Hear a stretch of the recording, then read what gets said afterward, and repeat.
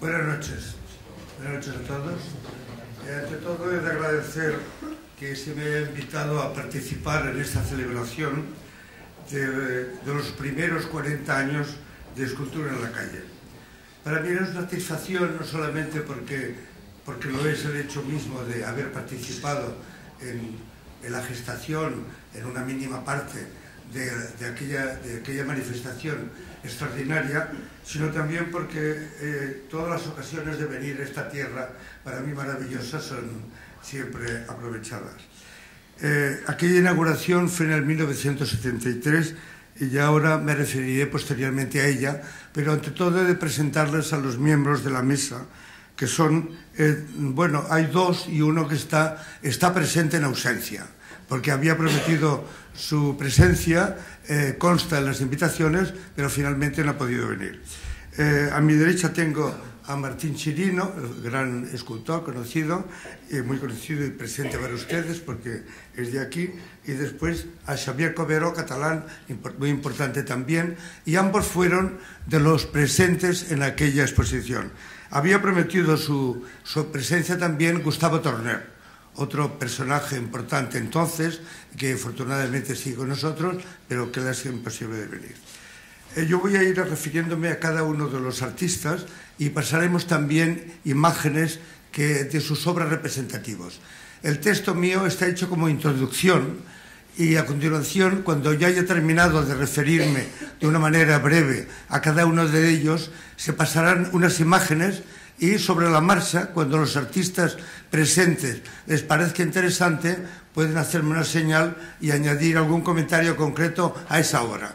Yo creo que son interesantes sobre todo aquellos comentarios que se refieran al por qué está aquella obra en un lugar de Santa Cruz.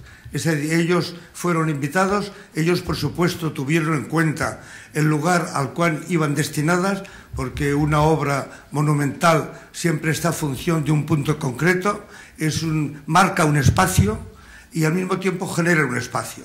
Por lo tanto, es interesante, yo creo que ellos pueden añadir por qué les suscitó interés aquel espacio concreto para instalarla y qué sentido dan ellos a la obra, aparte que yo pueda hacer también algún comentario. El primero al que voy a referirme es a Martín Chirino. Se puede comentar mucho, yo he escrito bastante sobre él.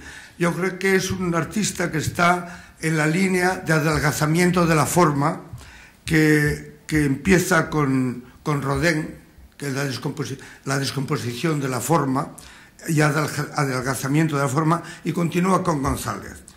Pero él, yo creo que su obra termina por ser como algo en vuelo. Yo creo que él, las obras de los artistas importantes, siempre, yo creo que tienen un carácter de símbolo. Yo creo que a partir de cierto momento histórico empieza a perderse el carácter simbólico que había tenido siempre las culturas antiguas, y yo creo que eso es una pobreza. Sin embargo, yo creo que en estas obras que hay expuestas aquí, yo creo porque supieron escoger muy bien el grupo de arquitectos que seleccionaron las obras, yo creo que supieron escoger obras que tuvieran un valor permanente. Han pasado 40 años y aquellas obras instaladas entonces siguen siendo vivas. Siguen siendo vivas como obras consideradas por sí mismas y, algo muy importante, por su instalación en un poco concreto del espacio de Santa Cruz. Entonces yo creo que la gran aportación de Chirino es esa ingravidez y también esa capacidad de vuelo. Esa capacidad de vuelo que yo creo que acaba en una función que tiene relación con la espiral. La espiral tiene una doble función, es la búsqueda del centro místico y mítico, y al mismo tiempo es un desenvolvimiento de la vida, desde el principio, el huevo inicial, un desenvolvimiento. Entonces, esto guarda relación con el laberinto mítico del que uno se mete, pero no sabe si va a salir de ese lugar. El mito del vuelo es antiguo. Basta recordar, por ejemplo, a Ícaro. Los dioses no desean que volemos y han tratado siempre de evitar que volemos, pero al mismo tiempo, por esas contradicciones internas que tienen los símbolos, resulta que ponen en el ser humano una necesidad de volar. esa necesidad de vuelo que Chirino ha expresado muy bien, tiene relación en el lenguaje de los sueños. Se interpreta el que uno vuele, que tiene una ansia de perfección espiritual y también una ansia de superación. Es decir, por lo tanto, la riqueza que tiene la obra de Chirino es ese carácter de algo tan fundamental como es la necesidad de vuelo, la necesidad de superación. No es como ser humano, sino como dijo cierto escritor francés, que el ser humano apunta más allá de lo humano. Es lo que nos dan, por ejemplo, los mitos religiosos, que siempre apuntan por encima.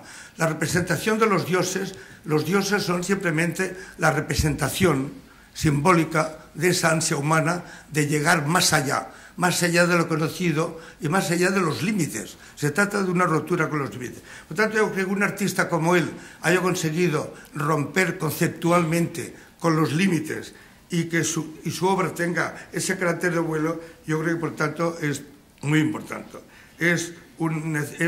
Responde a una inquietud constante en él a lo largo de una etapa ya larga y que está siendo presente en ese sentido de superación, y eso indica que no solamente un camino artístico, sino que yo creo que las grandes obras, los grandes artistas como él, lo que hacen es que no dan solamente una obra estética, sino con un sentido espiritual y de superación importante, de apertura de nuevos espacios, y unos nuevos espacios entendidos no como espacios puramente físicos y ni siquiera de apertura, sino también de una apertura interior.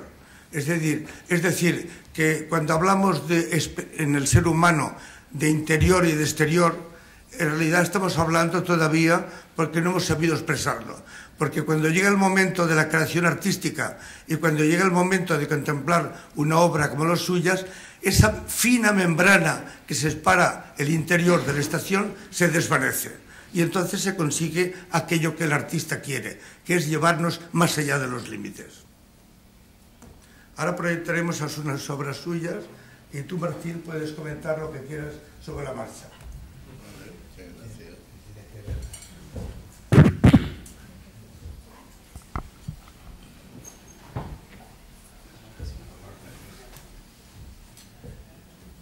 Bien, el adelgazamiento de la forma a través de la barra de hierro. Sin embargo, no solamente su obra es adelgazada, porque a veces, como en este caso, mantiene conceptualmente el bloque cerrado. Interiormente no, porque lo abres. Pero esa doble vía que marcaba Bernard Hoffmann, de que el arte, por un lado, en el siglo XX va al adelgazamiento de la forma y el vaciado interior, por el otro hay también la línea, como la de Moore, que mantiene el bloque, si no cerrado, por lo menos conceptualmente cerrado. Y entonces él consigue, en algunas obras, como Moore también, marcar el bloque aparentemente cerrado, pero interiormente vaciado.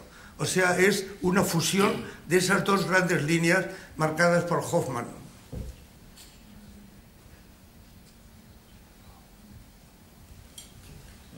Aquí la espiral, la apertura y el adelgazamiento de la forma. Esta escultura la conocemos todas, la escultura polémica, pero que afortunadamente yo creo que se resolvió muy bien, ¿no? Estoy muy agradecido a Santa Cruz, y lo que lamento es que yo haya tenido que recurrir a VEGAP, ¿no?, que es la Sociedad General de Autores Nuestra, la que nos representa, y que hubiese sido mejor que lo hubiésemos resuelto, no a través de un pleito, sino amistosamente, como quería yo, porque me pareció que debe ser así, por el respeto y la amistad que siento yo por Tenerife, y es mi tierra, yo soy canario también, ¿no? Aquí aparentemente es un bloque cerrado también. Esa pieza está conmemorando, o sea, lo llamamos el Monumento a la Solidaridad, y eso está en Castilla-La Mancha, ¿no?, justo en donde donde fue la batalla del Jarama, ¿no? Aquí los brigadistas del mundo se reúnen todos los años para conmemorar la aportación que ellos pudieron hacer en aquel momento a la guerra española y cómo realmente se alinearon con lo que ellos llamaban los leales, the loyalty. Y suelen venir todos los años y un día me hablaron, usted no querría hacer un monumento, algo para que nosotros tengamos un lugar reconocido. Y dije, pues sí, si me lo encargan, pues podemos hacerlo. Nos pusimos de acuerdo, ¿no? Y a mí la idea que se me ocurrió, porque ahí hubo durante la guerra una escultura que habían hecho los comunistas y era una escultura muy tosca, la había hecho un soldado que le gustaba hacer escultura, y era una pieza, a mí me parecía interesante, era una roca, ¿no?, con una forma de piedra que había encontrado y la había puesto, pero luego en la contienda la deterioraron, la rompieron, no sé qué pasó ahí, la bombardearon, todo lo que queramos, ¿no? Y entonces cuando ellos me hablan, yo digo, mira, vamos a volver otra vez al concepto de la mano y del concepto del puño, pero vamos a llamarlo el monumento a la solidaridad, no sigamos haciendo la guerra, porque ya realmente a estas alturas mejor seríamos que entre todos nos pusiésemos de acuerdo y encontrásemos soluciones. Y yo, por la razón de mi edad y por lo que he vivido, yo soy un niño de la guerra, ¿no?, me gustaría a mí que esta contienda no tuviese al final una solución que fuera agradable para todos. Eso.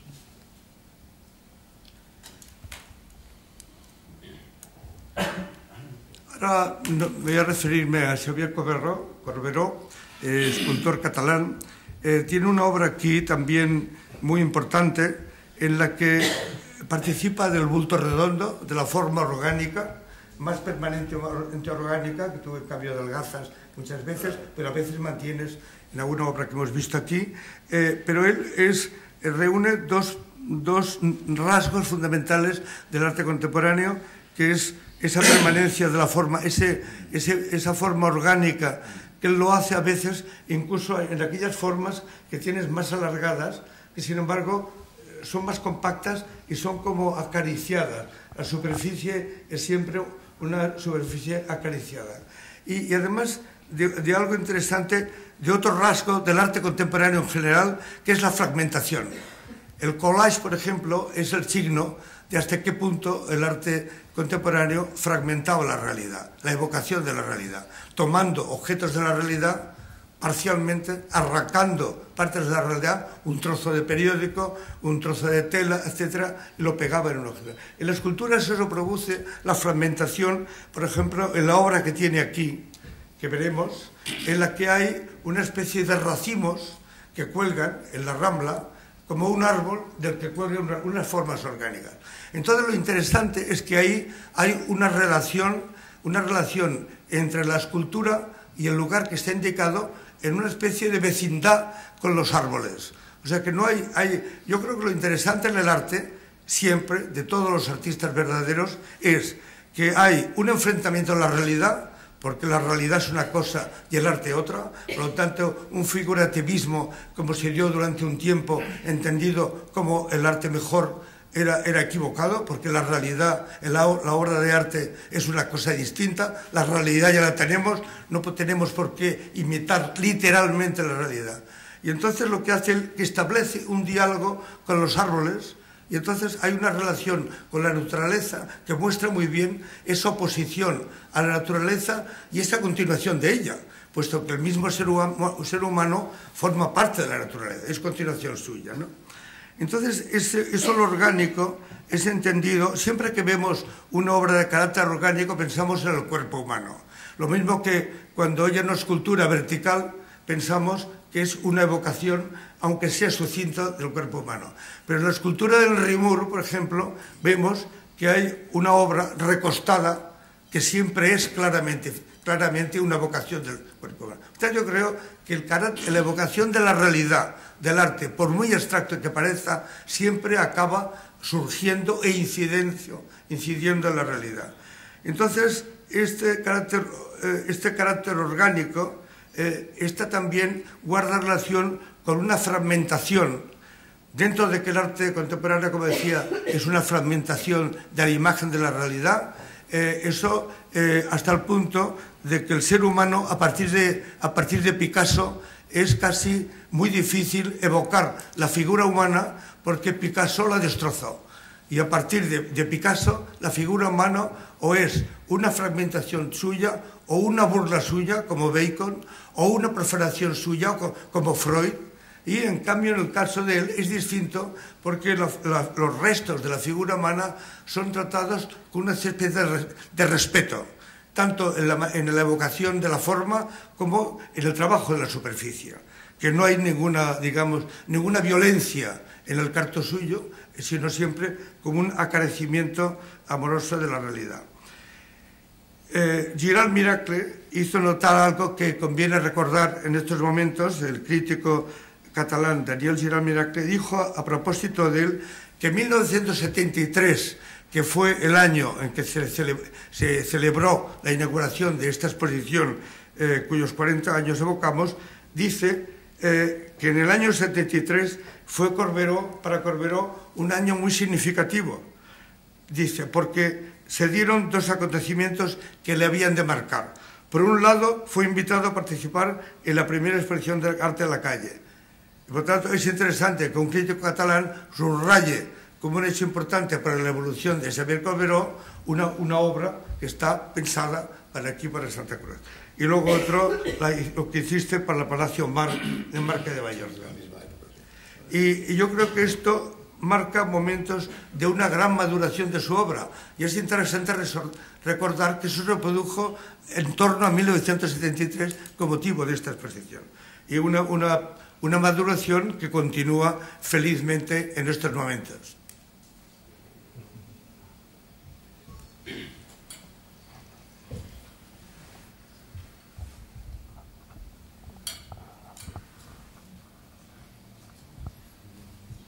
Formas orgánicas, evidentemente.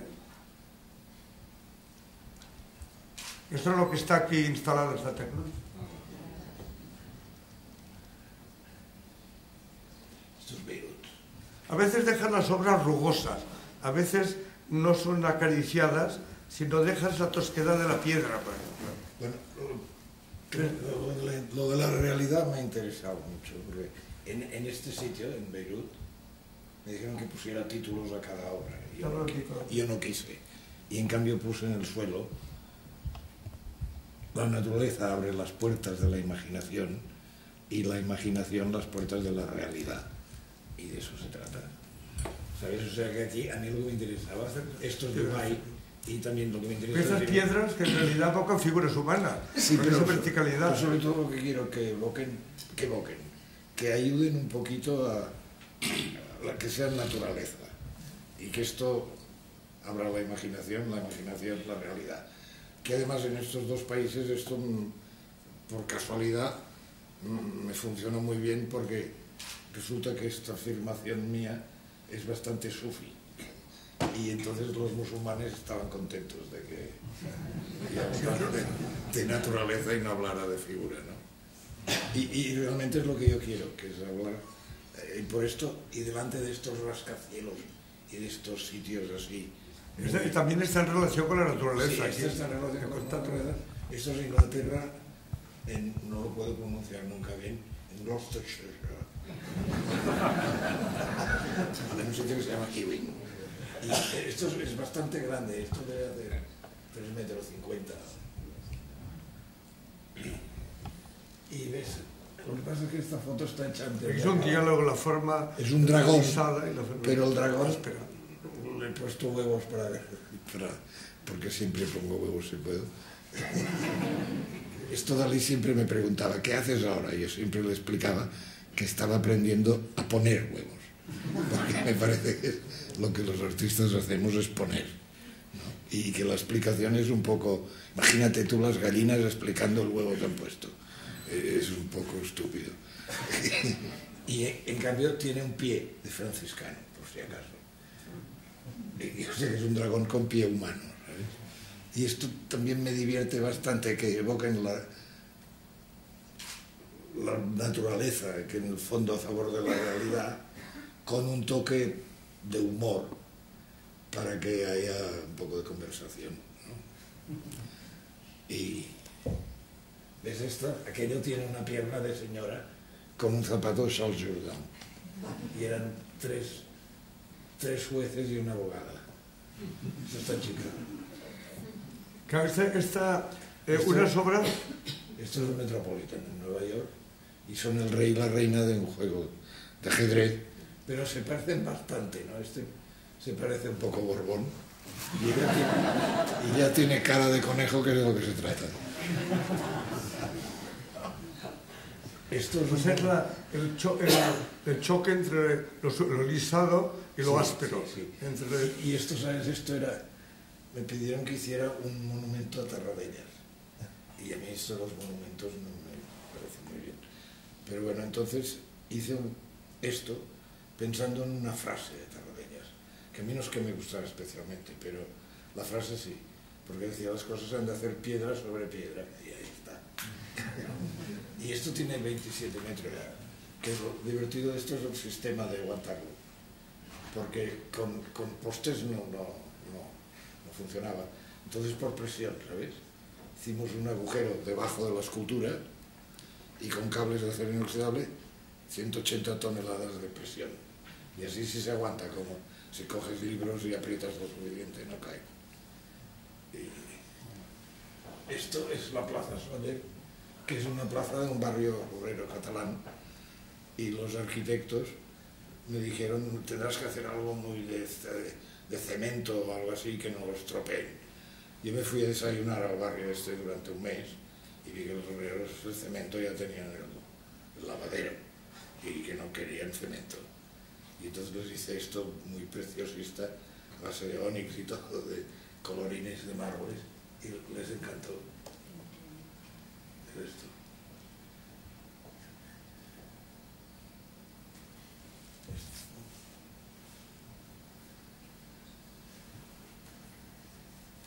Esto es Londres. Y ves como siempre hay un toque de humor. La niña aquella es un papá, una mamá, una niña y un perro. Y la niña lleva zapatos merceditas. Entonces a todos los señores de la City, porque están en la City, esto, se les cae el bombín cuando miran a ver qué pasa debajo de la niña. Es la niña allí, aquellos dos piececitos que ven, son zapatitos merceditas. O sea, claro, esas obras, como las de Martín también, pues contienen una naturaleza y bastante se lo ponen de esa manera. Aquí, en el caso de Corberó, pues con unas obras en las cuales es la piedra tal como es, pero al mismo tiempo contrastando con la naturaleza y otras veces con otras obras o con otros elementos de las obras que son formas redondeadas, orgánicas y muy bien, con una superficie muy polimentada. El otro escultor que no puede estar presente, pero que está presente felizmente entre nosotros, es Gustavo Torner. Es un artista distinto, es un artista de los que su obra tiene un carácter orgánico. Pero también vemos que en él también existe una relación con la naturaleza, a pesar de que es marcadamente geométrico. Y entonces esa obra suya se ha prestado mucho, como las de obras de ellos dos, que siempre han hecho obras monumentales, numerosas obras monumentales instaladas en la ciudad o en algunos lugares, como el caso de Gustavo Torner, en medio de un paisaje. Y estas obras monumentales guardan relación con la arquitectura, porque así como la de ellos marcan un contrapunto a la arquitectura, porque le añaden un acento que le dan un significado nuevo al espacio. En cambio, en el caso de Torner no, es como si las esculturas de él fueran arquitecturas ya. Y entonces se establece un diálogo distinto. Ese es el problema de la construcción, que la construcción a lo largo del siglo contemporáneo ha tenido ha seguido un camino sinuoso. Porque ha habido momentos en que todo el mundo se ha sentido atraído, tanto los artistas como el público, por las obras geométricas, y luego pasa un tiempo en el cual se ha mostrado una falta de interés por la geometría. Así como las otras líneas ha habido una continuidad.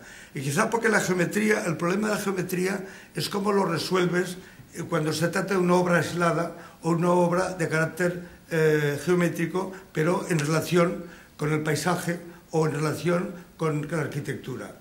Y esto lo ha sabido resolver muy bien, por ejemplo, con motivo de un Congreso Mundial Forestal en la Serranía de Cuenca, donde instaló una obra que está en relación con la naturaleza, pero hecha especialmente, pero en un lugar, no en un parque, sino plenamente en el monte, ¿no? Su obra es una evocación del cubo. La evaluación del cubo es muy interesante que ha tenido en la geometría, porque empieza ya con Gabo y Pesner, por ejemplo, en los primeros abstractos rusos, y el mismo Malevich en geometría, en la obra pictórica. La geometría ha tenido siempre un interés por el cubo. Y entonces este cubo él lo desarrolla vaciándolo de contenido. Lo hizo Pablo Serrano también, el vaciado del cubo. O sea que ha habido una obsesión. Yo creo que una de las obsesiones del arte contemporáneo, porque es una obsesión del ser humano de nuestra época, es encontrar un sentido de la realidad, y entonces lo que hace es vaciar la realidad de todo aquello que sobra. Y es como si el artista le diera la impresión de que sobra todo, y lo que trata de encontrar es un vacío significativo. Porque en el fondo yo creo que lo que tiene la obra de arte de más rico es precisamente el vacío. Y lo que busca el vacío. Buscas el vacío tú, por ejemplo. La posible liberación también. La posible liberación. Claro, es una liberación. Claro. En el fondo es una liberación del yo. Claro. Y tiene un cierto carácter místico en realidad. Entonces yo por ejemplo, recuerdo que para explicar eso alguna vez en una conferencia he aludido a una película. Porque a veces las películas y las novelas, o las que tienen una lectura o una participación del público mucho más amplia, pues los ejemplos son muy claros. Todos hemos visto una película que al cabo de 25 años no nos acordamos de nada de la película. Había Jules and Jean de Truffaut, que yo la vi al cabo de 25 años, no recordaba ni que había un triángulo o un cuadrilátero, lo recuerdo, amoroso, que ya es olvidar. Y sin embargo, sentía que aquella película me seguía impresionando, me seguía emocionando el recuerdo, cuando no recordaba nada. Por lo tanto, yo creo que la obra de arte, lo más importante es ese vacío significativo, esa especie de aroma que respira la obra de los mejores artistas. Algo que cuando te apartas un cuadro, vas a París y ves la Gioconda o ves las Meninas, cualquier obra importante, o unas de vosotros, cuando la has visto y te vas, queda de ella un recuerdo, que es eso, que es una sensación que está relacionada con el vacío, con un vacío que es significativo. Yo creo que en vuestras obras lo dan, y lo dan también las obras de él. En el caso de Torner, él también está en la línea de Rodin, que es la de vaciado de la forma y meterte dentro de la obra y dejar solo el esqueleto. El esqueleto que simplemente es para sostener un vacío, en el caso de Torner. Como tú, por ejemplo, vas vaciando el espacio y dejas como una especie de señal. Como las miguitas de pan de Pulgarcito, dejas allí una línea, un rastro de tu paso. Y si yo te dijera además que hay una derivación clara, como estás diciendo, ¿no? Pero es el hombre y su tiempo, en donde todo lo que se piensa, perdón, y lo que se cree, termina por fin aludiendo a lo que tú quieres hacer, ¿no? Es decir, que hemos vivido momentos muy, muy difíciles, ¿no? Y evidentemente como artistas somos quizás las primeras generaciones que empezamos a comportarnos más allá de la realidad de la obra del arte, es decir, salir del campo que parecía que le correspondía pura y exclusivamente a la obra de arte, como podía ser la belleza y todas sus consecuencias. No, nosotros ya aportamos, si tú quieres, una concepción más o menos social, no sociológica todavía, porque todavía nosotros no conocíamos tanto la sociología, no era tan evidente en los años 50 como hoy en día, o sea, no sabíamos tanto de ello. Entonces nosotros sí que teníamos conciencia, porque sabíamos en dónde estábamos, que teníamos que romper moldes, y esta era una frase de Manolo Millares, romper moldes, para poder seguir teniendo fe, decía, para seguir creyendo en aquello que queríamos, ¿no? Es decir, que es verdad que todo lo que estás diciendo es una lección magistral de lo que es la escultura, ¿no? Y luego te digo que está el hombre y su tiempo, que es tan importante, ¿no?, como esto. Y fue toda nuestra gran preocupación. Evidentemente, Manolo Millares, como yo, como Antonio Saura, cuando hablábamos de arte, siempre estábamos hablando del cuadro, pero a la vez estábamos aludiendo a otro aspecto de la realidad que era tan importante como el de la creación. O sea que tú marcas el espacio vaciándolo alrededor de unas líneas, de una, digamos, una línea o unas formas, en algún caso curva, pero generalmente la línea. Y tú lo haces fragmentando el espacio muchas veces o creando una forma que queda como marcando un espacio, porque en realidad es como un vacío esa forma redonda. En el caso de esas obras que hemos visto, que eran formas orgánicas, pero estaban también subrayando el espacio de alguna manera, y por lo tanto subrayando el vacío. En fin, esto es la introducción para presentar. Esto es la introducción. Y voy mirando el reloj de vez en cuando. Para presentar. Esto formaba parte de la presentación. Entonces yo lo que quería ahora recordar, decir algunas, por supuesto, la exposición de una manera global. Porque yo creo que en 1973 quedaban en pie todavía muchos ideales. Nos falta ver las obras de Torner. Eso viene luego, aquellas otras. No, las de Gustavo Torner. Las obras de Torner, hay que verlas. Sí, perdón. Ya como no está y no protestaba. Es que yo creí que habían ido pasando.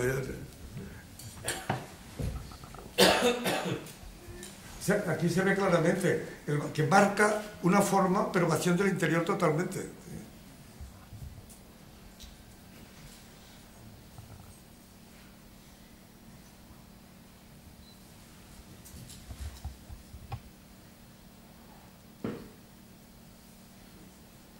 Esta es distinta.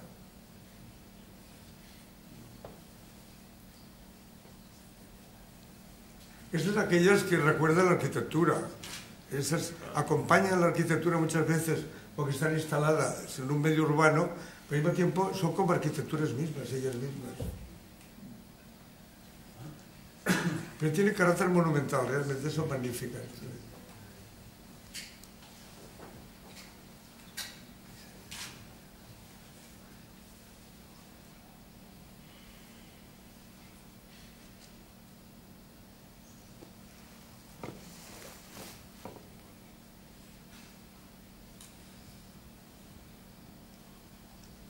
He dicho antes que la relación con la arquitectura es muy estrecha porque, digamos que se mete en su terreno.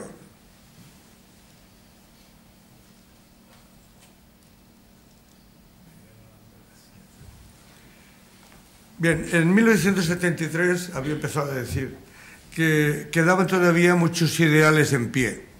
Eso que han pasado 40 años, han pasado muchas cosas y entonces... Contra Franco vivíamos mejor, que dijo Manolo Vázquez Montalbán, y esperábamos mucho. Yo creo que hemos recibido mucho, pero siempre pedimos más, porque tenemos que pedir más. Y entonces había por parte de la población en general unas gran expectativas, había un interés, un ansia de cambios, y por parte de un grupo de arquitectos aquí de Santa Cruz, que tenían como referencia, como gran referencia, como maestro y como incitador constante, era Eduardo Westerdahl.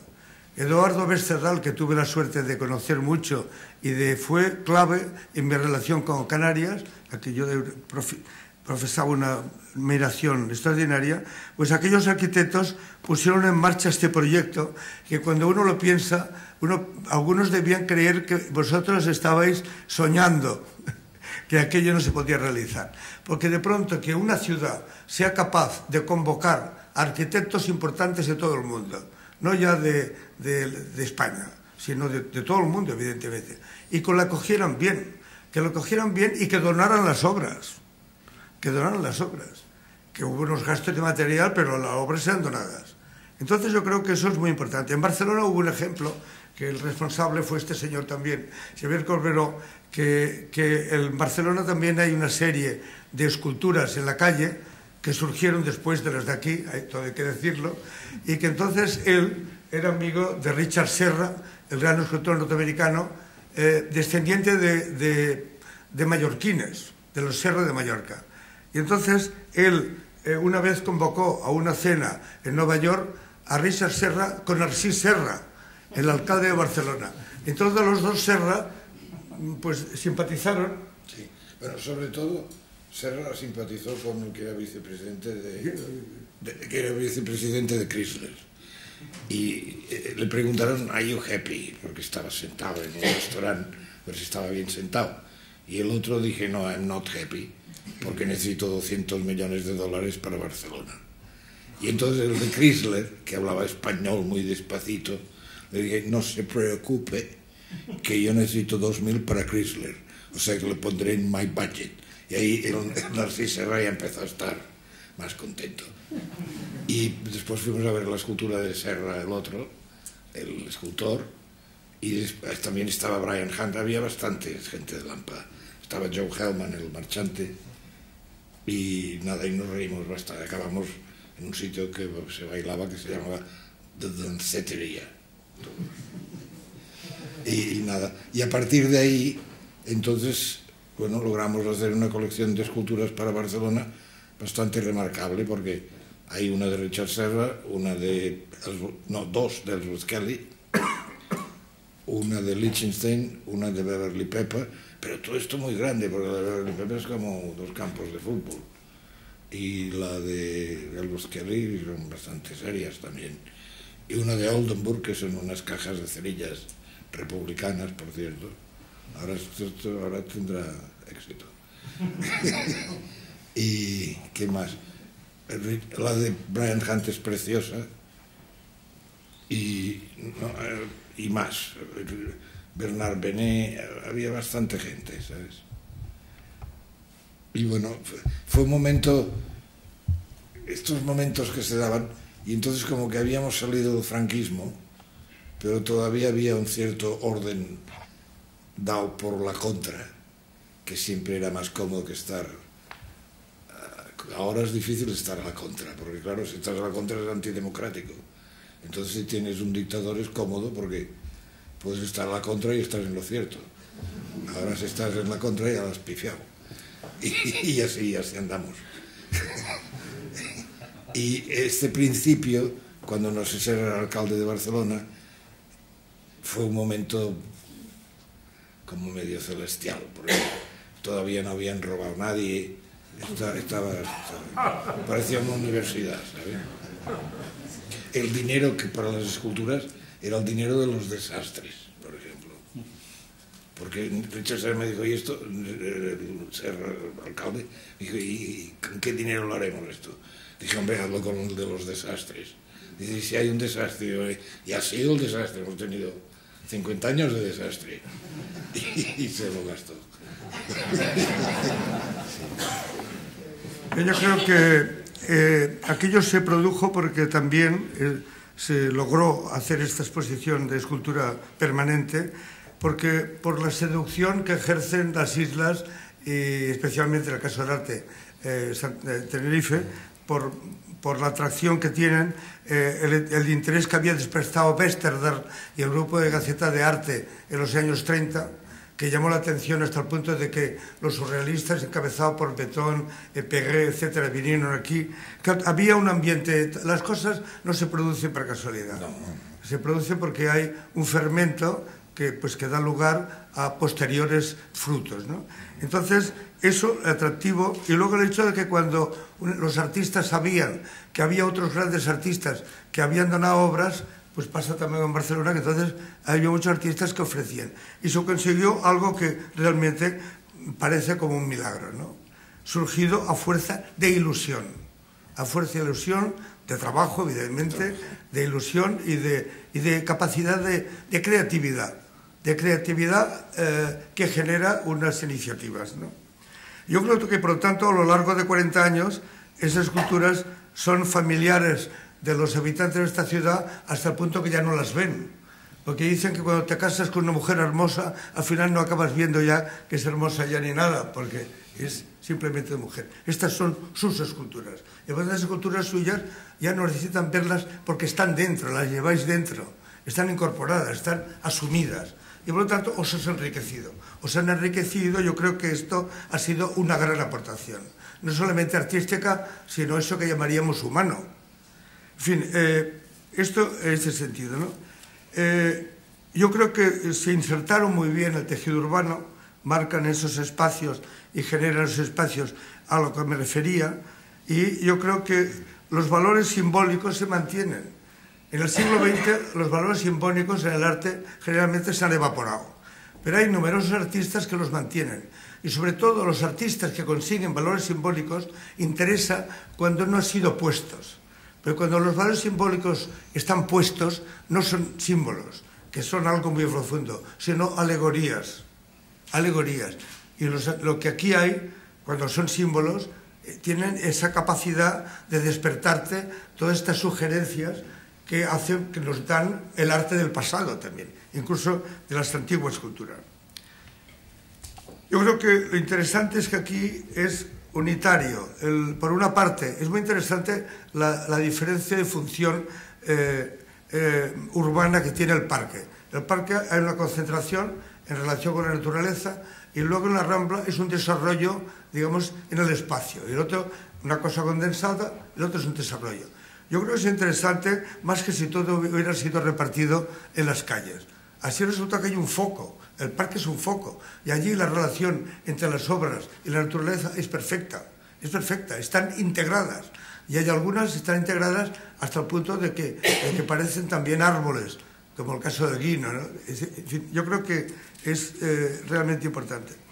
Yo creo que aquí se han celebrado posteriormente un simposio, en otras reuniones, se ha ido evocando, y yo creo que los temas que han surgido desde el principio, desde las reuniones del diciembre del 73, con controversias que ahora puede hacernos sonreír a muchos, y lo que ha surgido, los simposios posteriores, han ido marcando unas preocupaciones y unas inquietudes que permanecen. Permanecen porque las inquietudes que tenemos no acaban nunca de ser satisfechas, pero yo creo que en cambio sí que es satisfactorio lo que se ha logrado con esta exposición. Yo creo que ya esta vocación de, mantengo los tiempos, yo creo que esta vocación de lo que ha sido la importancia de lo que fue en el principio, en su instalación, la escultura está a la calle, de lo que ha tenido de importancia durante estos 40 años de incorporación a la ciudad, que es ya inseparable de la ciudad, y la importancia que tiene hoy en que podemos, a los 40 años, contemplar ese recorrido y contemplar la significación que tuvo ya entonces, cuando no solamente vinieron los artistas que estaban invitados, sino que vinieron críticos de todo el mundo. Antes hablamos de Gillo Dorfles. Gillo Dorfles y muchos otros vinieron y se incorporaron a los coloquios, y hubo una relación fraternal entre los artistas y los críticos historiadores que no siempre se da, y aquí fue realmente algo inolvidable, es para lo que tuvimos el privilegio de. Yo querría ahora preguntarles a ellos que dijeran brevemente lo posible cómo se originó tu obra, cómo la concebiste en función de los espacios, las obras que tienes. ¿Qué te despertó el espacio? Si fue primero la obra y la ubicaste en el espacio, o que un espacio concreto te incitó a marcar ese espacio.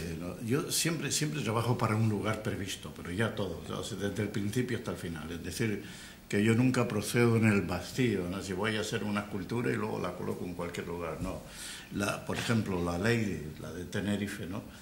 Fue una escultura que un poco por requerimiento de los arquitectos que estaban construyendo en aquel momento lo que es la sede hoy día del Colegio de Arquitectos, tenían una montaña detrás muy agresiva, ¿no? Que sigue todavía, pero que es bella, ¿no?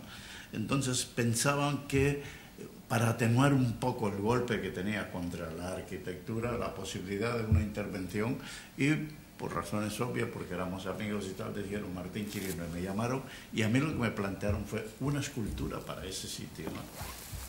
Y evidentemente yo procedí tal como había visto, pero es decir que el lugar siempre está previsto. Yo nunca hago una escultura descontextualizada para hacerla, sino cualquiera de ellas, incluso una espiral, 20, 100 espirales, todas ellas tienen un sentido, ¿no?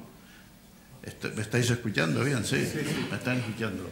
Todas ellas tienen un sentido y van en la misma dirección siempre. Es decir, hoy en día una espiral, claro, es, si tú quieres, un símbolo mágico, cultural, extraño, y entonces claro que hoy en día su espacio es un espacio casi místico, diría yo, ¿no? Porque cuando me pongo a hacer espirales, evidentemente estoy hablando, si tú quieres, de de una identidad, de mí mismo, de quién soy, y no quiero decir con eso que es una imposición, sino realmente yo soy un canario y es lo que yo siento cuando he visto una espiral inscrita en la roca basáltica por una de las últimas que hay en el monte este de la Fajana, ¿no?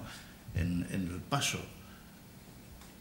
A mí aquello me produjo realmente un shock evidente, ¿no? Y ahora mismo que estoy trabajando utilizando plomo, intentando, pero siempre es la espiral sobre el mismo espacio. O sea, la idea es decir que es cultural, yo lo sé, y la espiral que viene de tiempos remotísimos, ¿no? Que ha servido para que nosotros podamos incluso por momentos soñar una nueva patria, ¿no? Que lo cualquiera que sea, ¿no? Realmente lo que estoy manejando, si quieres, es otro concepto, ¿no? Ya no es la escultura, sino es lo que o sea, de lo que estoy hablando es de mí, de cómo vivo, cómo tengo que vivir, qué es lo que quiero y qué es lo que pretendo, ¿no? Pero hay otras esculturas, evidentemente, que son más funcionales, ¿no? Porque van destinadas a espacio y siempre me hablan de ella como la posibilidad de... Y esa posibilidad es la que yo me tengo que plantear, ¿no? Antes estábamos viendo la cabeza, ¿no? La cabeza esta, evidentemente, en una conversación un día, precisamente fue en la Universidad de Amherst, en los Estados Unidos. Era el momento en que el arte abstracto parece que iba desapareciendo y entrábamos dentro de lo que podía ser el arte expresionista. En fin, era un momento de la historia, ¿no? Y me planteaban... Los señores que eran los alumnos de la universidad me planteaban sobre la vigencia del arte abstracto, ¿no? Y yo dije, no sé cómo, ellos son muy dialécticos y están muy bien organizados en cuanto, o sea, cuando se plantea la discusión, están muy alertas, ¿no? Y entonces me forzaron al momento en que yo tuve que decir la historia, la palabra historia. Dije yo, claro. Dijeron, ¿ha dicho usted la palabra historia? Sí, evidentemente estoy hablando de la historia, es decir, que yo no soy un artista que se quede sin la historia ni que se aleje de ella, ¿no? Y cuando estoy hablando de hacer una escultura de este tipo, porque yo lo que estaba enseñando en ese momento era una diapositiva de una de estas esculturas, ¿no? Hablé de cómo realmente en un momento determinado todo lo que era la morfología, lo que era... qué sé yo, el hombre y sus preocupaciones, incluso su preponderancia, su presencia, ¿no? Que lo hace Julio González, que lo hace Gargallo, que lo hace Godin, que lo hace la historia. Siempre hay una interpretación, el hombre siempre en el centro, hay un antropomorfismo real, ¿no? Y Picasso ya sabes que nunca quiso abandonarlo, ¿no? Ligeramente se deslizó en el mundo de la abstracción, pero luego volvió otra vez a sus necesidades expresivas, vamos a llamarlas, ¿no? Y estas esculturas mías, evidentemente, sí que de verdad que recurrían o hacían el recurso y establecían un discurso sobre el antropomorfismo, pero lo que decías, eran esculturas visitables, por dentro y por fuera. Seguíamos otra vez trabajando sobre el adelgazamiento de la materia y el espacio, que yo creo que siempre fue la preocupación fundamental de todo mi quehacer escultórico. Bueno, ahora tú también la misma pregunta. ¿Qué es lo que te movió a hacer la obra tal como es? Y si concebías el punto concreto donde iba a ir, o fue sobre la marcha, o cómo fue? Fue un poquito sobre la marcha, porque además era mi primera escultura pública. Lo que pasa es que una vez supe dónde iba, supe que en vez de una tenían que ser 6. Y también supe, de alguna manera, que acababa de haber el juicio de Burgos. Y ahí empezó todo, de alguna manera. Y por esto eran ejecutados y ejecutores, ¿no? Lo cual después resulta que da igual, porque lo que cuenta es lo que es, y si cumple su función o no. Y entonces de esto nos ocupamos con Vicente y con aquí, y hombre, el sitio era perfecto para esto. Y así se hizo.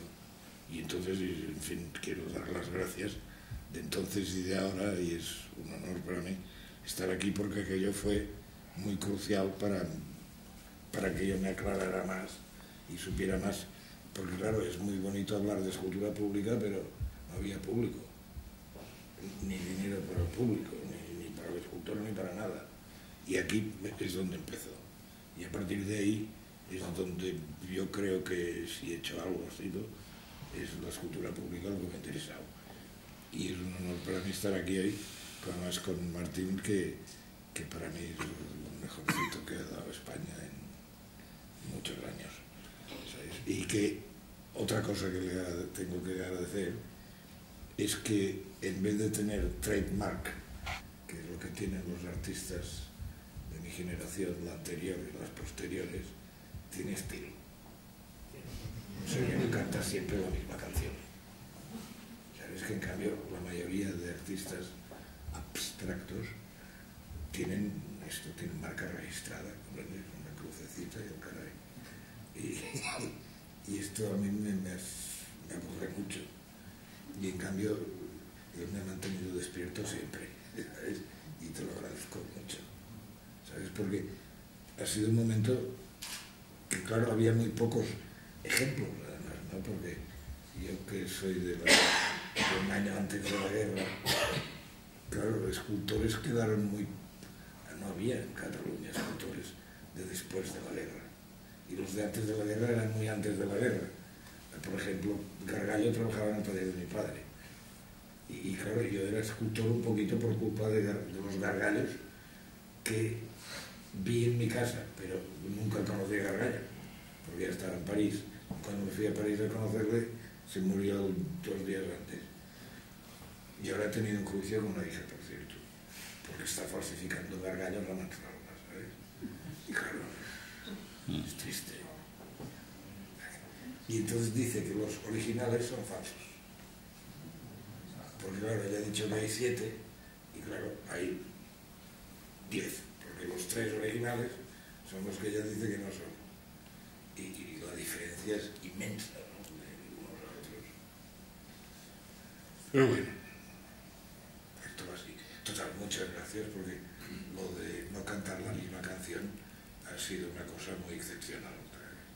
Y esto que has dicho de saber para lo que trabajas y para dónde, a mí me parece importantísimo, y siempre lo he dicho, que es como casar una hija. Es decir, puede ser que la quieras mucho o no, pero te gusta saber con quién se casa, dónde va a vivir y cómo es el novio. Y entonces para hacer una escultura me parece que es importantísimo saber para qué y para dónde, ¿no?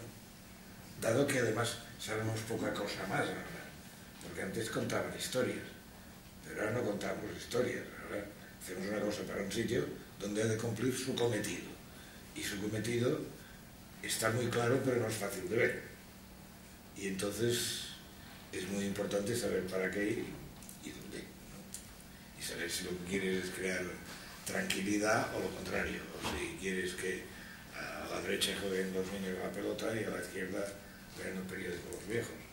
Y esto es importante enterarse, ¿no? Y incluso hay a nivel de composiciones igual de importante, porque una escultura sola, quizás una estatua, pero no es una escultura. Una escultura es ella y su entorno.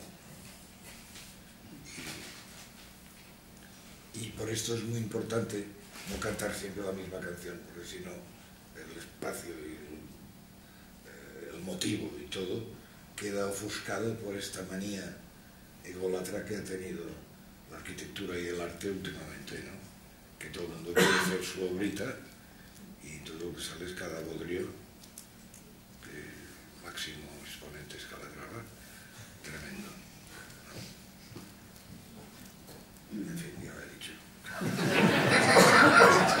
Creo que son 2 testimonios de 2 protagonistas de aquel acontecimiento y de que siguen trabajando vamos, de manera muy creativa y felizmente continuando. Y ahora, antes de acabar, ¿queréis decir algo? ¿No habías acabado? No, y humilde. Y humilde. De una manera humilde. ¿Comprendes que es lo que hace un profesional serio? Que no va de... Yo soy el cantante, ¿no? Antes de terminar, querría pasar una serie de imágenes de unas obras que estuvieron en el 73 expuestas de manera temporal. Así como han quedado de una manera permanente todas aquellas, el gran número de aquellas primeras iniciales, después se han incorporado otras.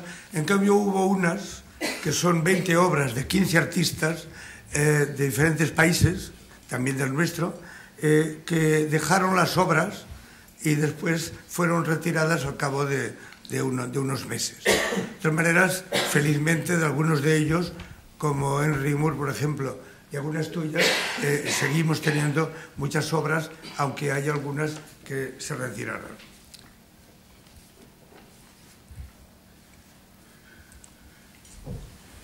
Esta es la de Chillino, muy conocida, que está en la entrada del Colegio de Arquitectos.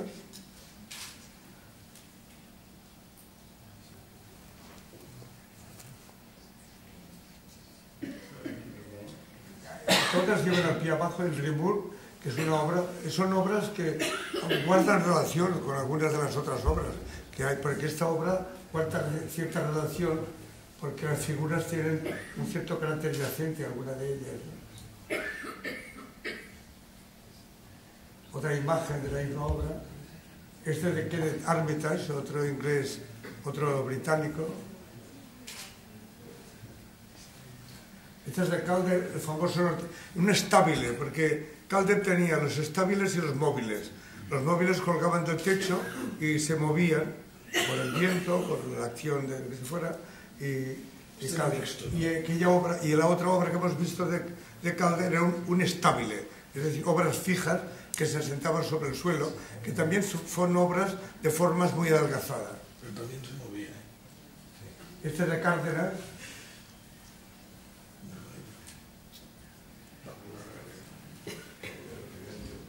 Este de Gargallo. Esta una escultura, lástima que no se pudiera quedar, porque es una de las obras más representativas de Gargallo. Esta es una foto del personaje. Marino Marini, que tiene unas obras... Marino Marini ha desaparecido y no se habla de él, pero tuvo en un momento durante muchos años mucha importancia.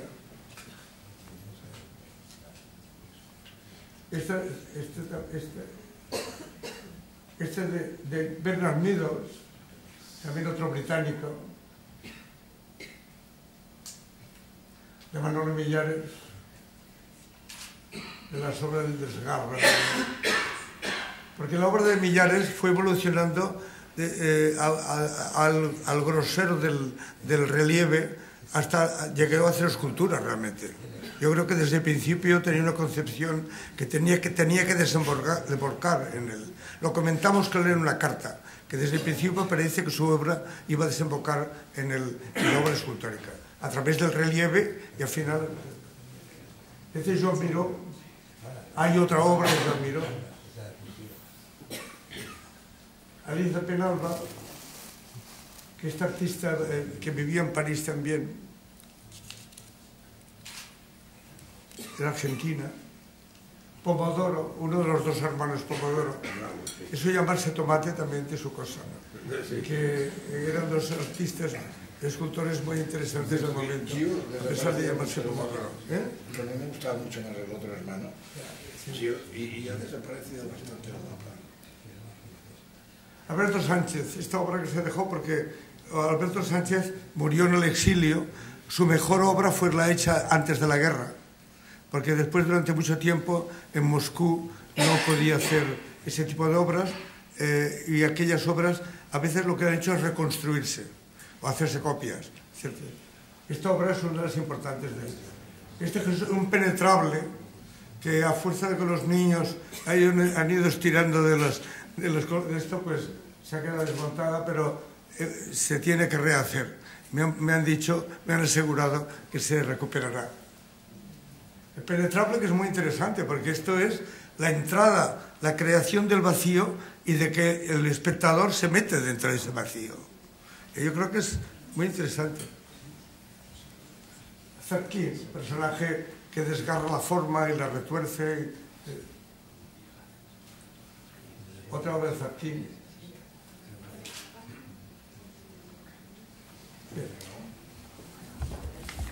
Bueno, yo creo que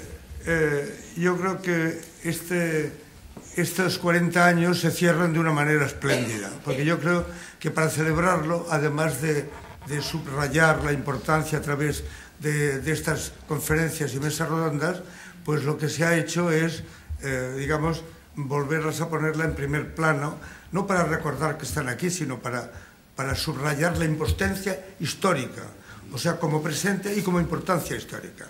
Pero yo creo que, además, todo esto se celebra con algo que considero de un interés extraordinario, que son esas 7 esculturas que se han conseguido traer de la Fundación Henry Moore, de obras de Henry Moore, obras importantísimas, y que están aquí y se van a ver en muy pocas ciudades españolas. Creo que en Sevilla, en Valencia, en Bilbao, y en Bilbao, ¿no? Y en Las Palmas, por supuesto. No hay ningún palmeño aquí, por supuesto, para Las Palmas. Y yo creo que, por lo tanto, es un cierre de estos 40 años en conmemoración, por lo tanto, yo creo que es extraordinario. Quiero dar las gracias a estos dos representantes de aquel momento y darles gracias a todos ustedes. Muchas gracias.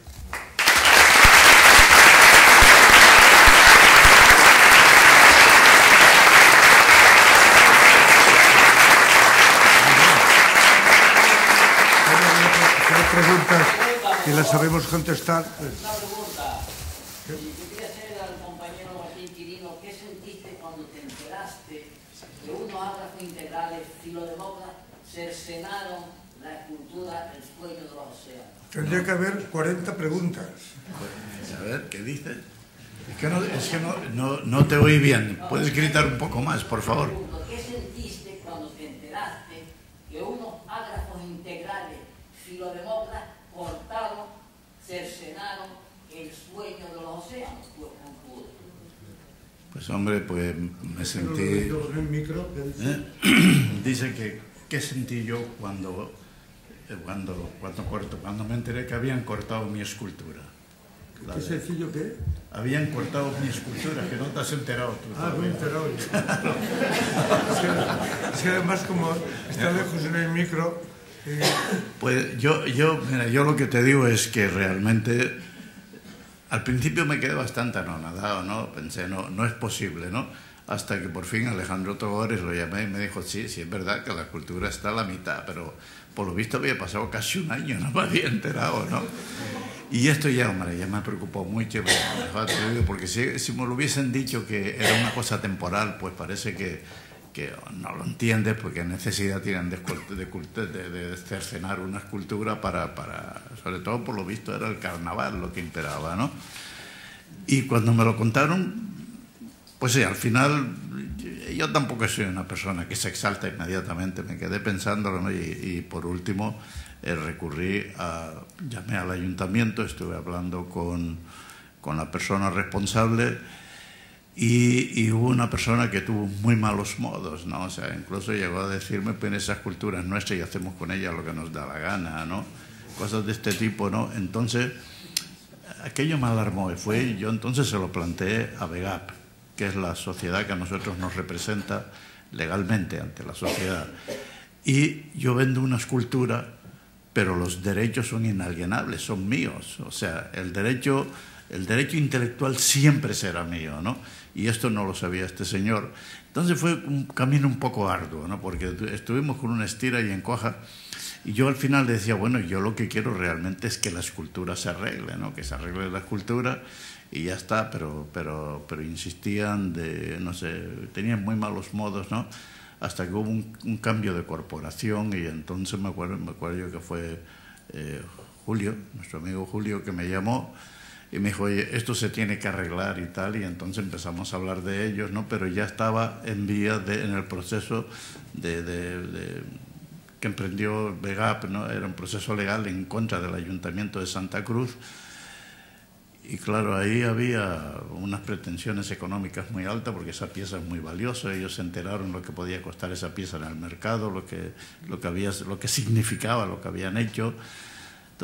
Pero bueno, y hubo un proceso legal duro, ¿no? Entonces que tuvo que pleitear con el ayuntamiento y pero al final, bueno, las cosas llegaron llegamos a un buen entendimiento, ¿no? Evidentemente, el ayuntamiento se comprometió, el ayuntamiento de Santa Cruz, a recuperar la escultura y dejarla como estaba en su sitio, y ya está. Yo a cambio no pedí ningún tipo de compensación económica porque no me parecía lógico, ¿no? Santa Cruz, al fin y al cabo, es mi casa también, ¿no? O sea, que te contesto, ¿eh? O te he contestado, ¿no? Había soluciones sin llegar a esa, que era variar la cultura para cubrirse, porque en definitiva, desde mi punto de vista, lo que pretendían es cubrirse de cualquier accidente que podía desprenderse de que alguien se subiera y se precipitara al vacío. Sí, de la misma manera que en la Plaza de la Candelaria rodearon con una valla metálica, pues se llama desde allí para no cortarla, pero claro, a mí me da la impresión que en ese tipo de actitud subía algo del pleito insular. Hombre, evidentemente se ve que hubo una actitud que fue un atentado, ¿no? Por decirlo de alguna manera, porque se pudo preservar de alguna manera para que el acto se celebrara, ¿no? Realmente el carnaval es importante y no sé, es una cosa que es un acto lúdico interesante, ¿no? Pero pudieron haberla, como dices tú, preservado con una valla y tal, y no cortar la escultura porque molestaba, ¿no? Lo cual, bueno, es muy dudoso todo eso.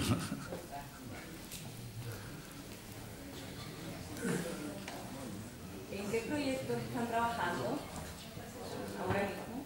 Que no tienes un altavoz, ¿eh? ¿En qué proyectos están trabajando ahora mismo? ¿Quién? No, es que oímos muy mal, oímos muy mal. ¿Eh? Aquí en Madrid. ¿En qué proyecto estamos? Yo. A todos. ¿Quieres contestar tú? Yo. Los tres. Bueno, yo voy a empezar, ¿no? Yo realmente en este momento estoy trabajando, acabo de hacer una exposición en Madrid, precisamente en el Círculo de Bellas Artes, ¿no? Y lo que he presentado es una exposición que se llama Obras para una colección, y la colección es para la Fundación Martín Chirino en el Castillo de la Luz de Las Palmas, ¿no? Son piezas que he ido recopilando durante muchos años y algunas he ido comprando, las voy readquiriendo en subasta y tal, porque lo que he hecho es una lectura que a mí me parecía importante para que mi obra tuviera la representación adecuada para los usos que había que darle, ¿no? Dentro de una fundación, realmente, como no puedes tampoco llenar el espacio de manera total, tienes que hacer una lectura lineal de todo aquello que has producido, y eso es lo que tengo en esta exposición. Es una colección de escultura que van desde 1956 hasta 2013. Ese ha sido mi trabajo ahora, y además es mi quebradero de cabeza, os lo confieso, ¿no? Yo lo siento, pero estoy haciendo algo muy parecido, ¿sabes? Que estoy intentando, primero que nada, acabar las cosas que tengo inacabadas, que son bastantes. Y después procuro quedarme todas las que puedo para que estén juntas, y sobre todo porque he intentado construir un espacio donde se comportan bien. O sea que un poco a la catalana les estoy poniendo un piso muy caro. Y es lo que me ocupa en serio. Aparte de esto, claro, tengo que trabajar en cosas, en encargos y cosas para poder pagar esto. Pero muchas ganas lo que tengo ganas es de acabar esto. Y bueno. ¿Alguna pregunta más? Tengo una pregunta. A mí me preocupa un poco una cuestión que comentó usted, corredor, acerca de la asimilación dentro de la ciudad de Santa Cruz de las esculturas, ¿no? Esa especie de interiorización de la experiencia estética que hace que formen parte ya de nosotros y que nos olvidemos de que están ahí. Pero yo no sé si estoy del todo de acuerdo, porque yo creo que para mucha gente no son más que un mueble urbano más, como un banco o como una farola, y me preocupa cómo podría hacer, o sea, qué se podría hacer para hacer más amplio todas estas esculturas, porque la simple confrontación visual con ellas me parece que no es suficiente. O mismamente en el auditorio de esta sala se puede ver que... Yo es que como no lo oigo porque como no hay micro, no me entero. Porque la pregunta aquí le viene dirigida. Es verdad que esto acaba pasando. ¿Qué se podía hacer? Ahora, es culpa de alguna manera de que se explica mal.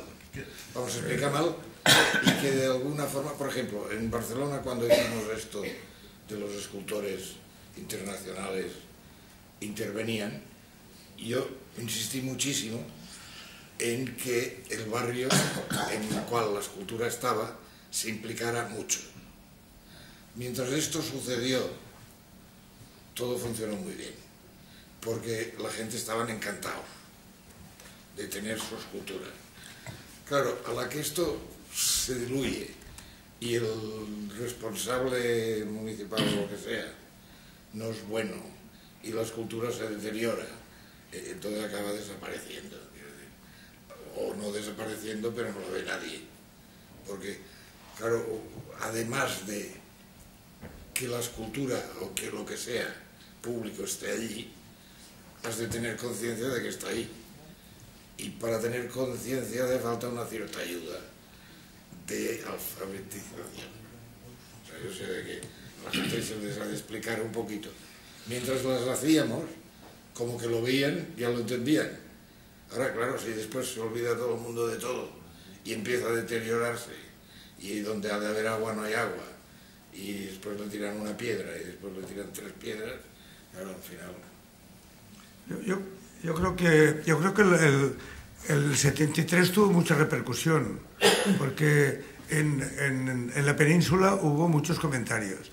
Incluso yo recuerdo que a raíz de un artículo mío en La Vanguardia, me llamaron de las autopistas de Cataluña para pedirme que les montara, que no pude aceptar yo porque no podía en aquel momento, se lo encargamos a otro, pero a lo largo de las autopistas de Cataluña hay esculturas instaladas cada trecho, digamos, cada varios kilómetros. Y aquello fue un resultado de la exposición de escultura en la calle Santa Cruz. O sea que aquello tuvo efecto. Tuvo efecto hasta el punto de que esto de Cataluña está señalada con monumentos en las autopistas porque aquí se enteraron las autopistas de lo que había pasado aquí. O sea que lo tuvo. Ahora a los 40 años, claro, no es lo mismo, evidentemente. No, pero yo creo que tendrá. Y se puede suscitar también. Se puede suscitar, pero yo creo que entonces, a través de personas concretas que sepamos sensibles y que puedan ver esto también, claro. Porque hablar de oídas convendría que se pudieran venir, claro. Yo creo que además es un problema de cultura, o sea, en el sentido más amplio de la palabra. Es decir, ¿cómo se asume este tipo de planteamiento? Porque evidentemente el arte siempre fue para las minorías, pero en los tiempos que vivimos y a través de qué sé yo, de todo lo que hemos recorrido, parece que hay una mayor asequibilidad y una mayor necesidad de que el arte tenga una mayor presencia dentro del marco social en que nos movemos. Entonces, lo que es evidente, ¿no?, que a nosotros en España siempre carecemos de la infraestructura adecuada. No es que no estemos conscientes de ello, porque sabemos que nos hace falta, pero evidentemente hay como una especie de dislocación en la gestión, es decir, el Estado, que es el que tiene que proveer ese tipo de educación, realmente tiene muchísimos otros problemas, que eso no justifica nada, y entonces siempre esa posibilidad de crear esa infraestructura tan necesaria como para que realmente valores éticos, morales, artísticos, no sé qué, que tenemos alrededor nuestro, sean ponderados y entendidos, y que evidentemente, es lo que te digo, cultura significa una mayor educación para la sociedad en la cual estamos viviendo. Y es importantísimo que el usuario se sienta dueño. ¿Comprendes? O sea, la propiedad es muy importante. Me parece que Voltaire dijo una vez aquello de égalité, liberté y propiété. Y esto es importante. Y en Barcelona esto te juro que funcionó así. Mientras los vecinos se sentían propietarios de la escultura, funcionó todo muy bien. De la escultura o de la plaza o de lo público. A la que han dejado de ser dueños porque no ha habido una vida social que proporcione esto y que explique un poquito, no la escultura, sino el porqué, ¿no? Aquella plaza es como es. Entonces, claro, si se queda sin dueño, se queda sin dueño. Y sin dueño no funciona nada. Y esto era yo insistí muchísimo al principio allá en que se preocuparan de que esto continuara siendo como era. Y por eso las inauguraciones eran emocionantes, porque había 30.000 personas aplaudiendo a Lichtenstein, ¿no? O a Ruth Kelly, ¿no? Que lloraban de emoción. Claro, pero aquello se fue diluyendo y nadie ha dicho ni mu, ¿no? Y nadie les ha explicado que aquello era suyo. Al principio, por ejemplo, cuando en la escultura esta de la Plaza Sóller, que es esta que es un barrio obrero que decían que fuera de cemento, cuando se rompía algo, siempre me llamaba un vecino y decía, oiga, que hay una cosa que se ha roto un poquito y la tengo yo, quiere que se la envíe. Y entonces yo iba allí a pegar la cosa, pero eran los vecinos, ¿sabes? Claro, mientras funcionó esto, o sea, que ellos eran los dueños de la cosa, perfecto. A la que la sociedad se difumina y nada es de nadie, y a tururut. Esto en Nueva York, por ejemplo, se ve bastante, ¿no? Las esculturas que eran de la ciudad estaban hechas un asco, y las esculturas que eran de una compañía estaban perfectas. Sí. Claro, las perfectas las veía todo el mundo, pero es que tenían dueño. Y esto se ve, por ejemplo, cuando regalas una escultura a unos que se han casado, ya las has pifiado, porque quiero decir que se pelearán, pero la tirarán o la malvenderán o acabará mal. En cambio, si la pagan, ya ha cambiado poco, ¿no? Una última pregunta. Hay dos. ¿Quién ha levantado la mano primero? Bueno, no sé. ¿Qué pasa? ¿Se oye? Sí, también para saber, Corberó, si cree que 40 años después que ya empieza a hacer memoria, como en memoria que hay muchos elementos, fueron colocados en un contexto histórico en el que se estaba un poco saliendo de lo que era el antiguo régimen, si cree que 40 años después sigue estando de actualidad un poco tu propuesta dentro de lo que es la actualidad, digamos, si puedes... Bueno, tuve la suerte de que la escultura, a pesar de confesar del motivo... que por un percance temporal no oigo bien desde allí. No soy yo. ¿La pregunta a quién me dirigida?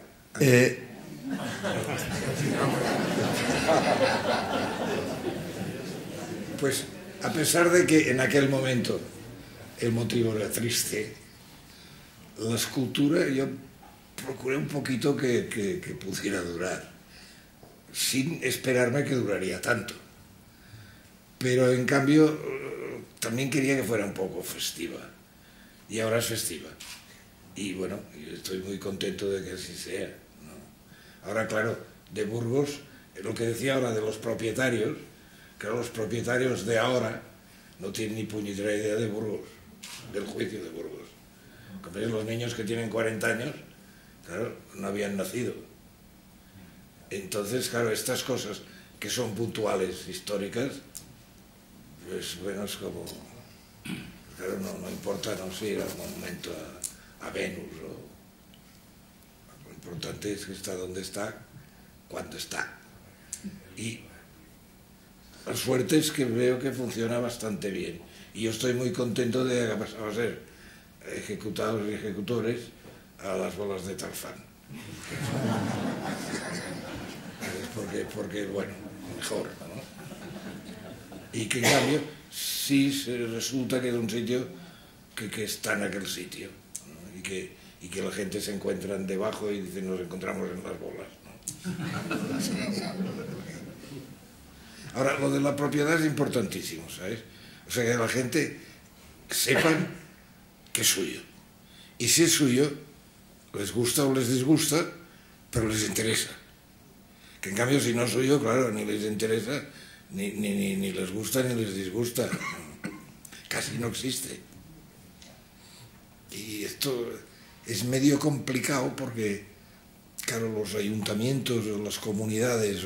Esto en América es un poco más fácil porque las comunidades son muy concretas y los elementos, los ciudadanos de cada comunidad son muy dueños de su comunidad.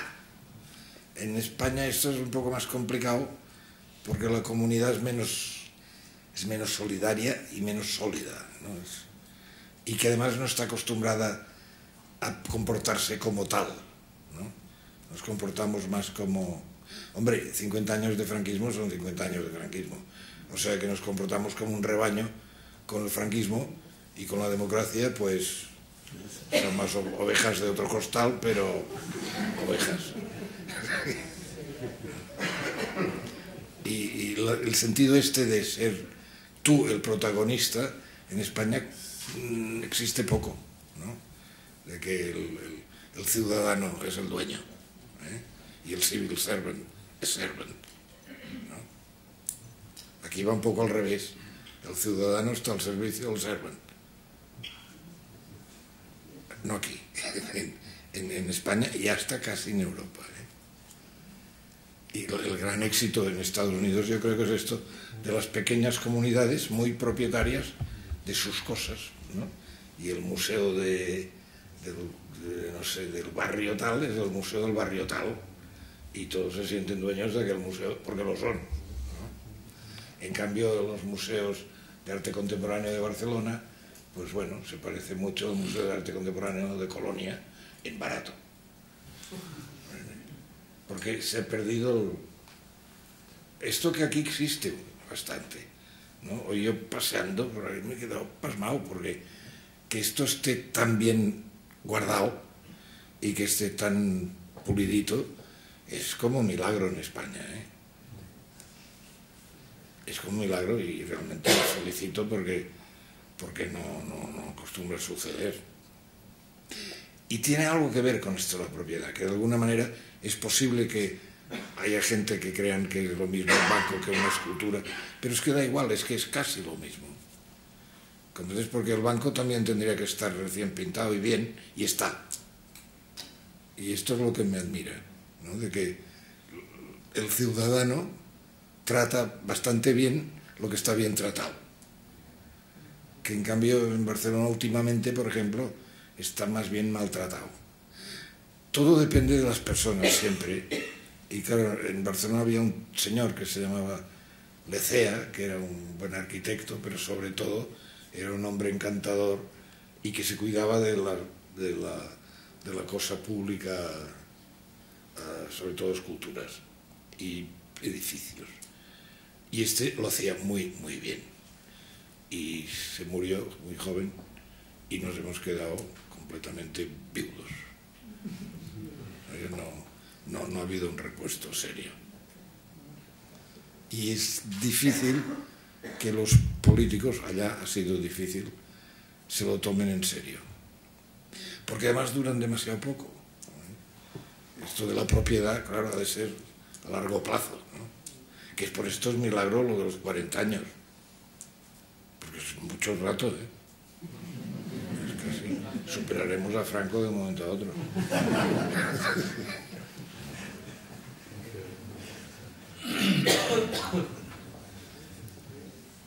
Porque, y además, como decía que el señor, los motivos cambian.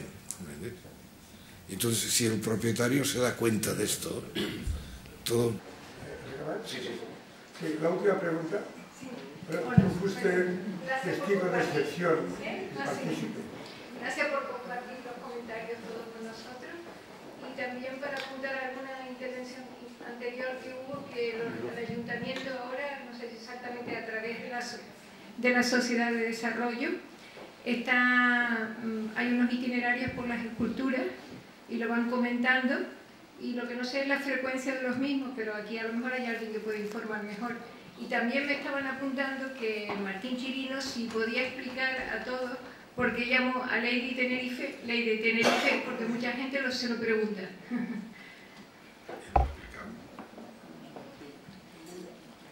¿Por qué llamé a Lady Tenerife? ¿Por qué llamaste a la escultura que está en la plaza del Colegio de Arquitectos? Me estaban comentando alguien, Lady Tenerife.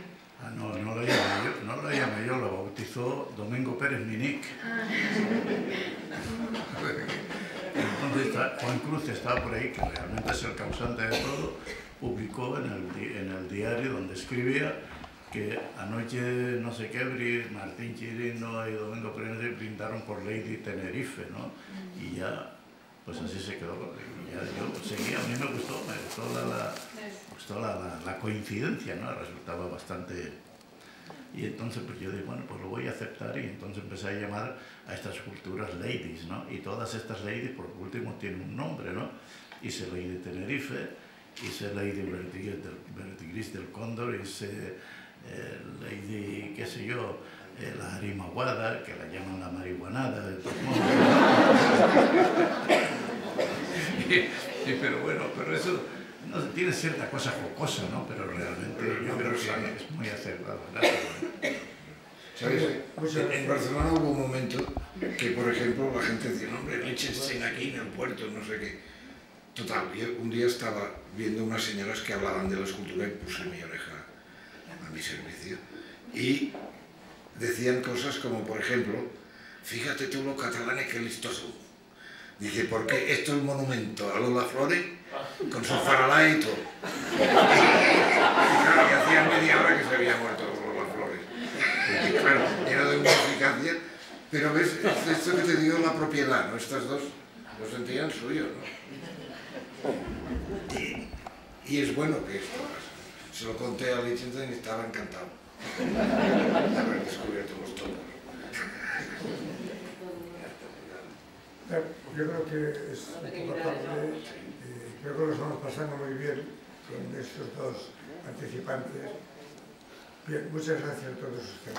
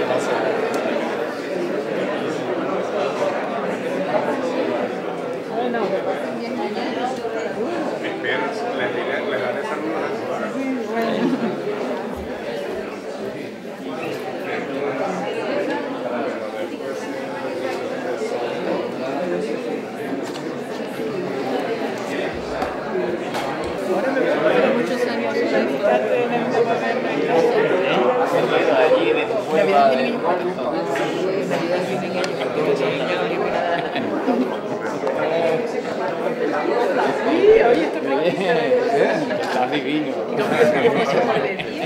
Igual que cuando te conocí. Igual.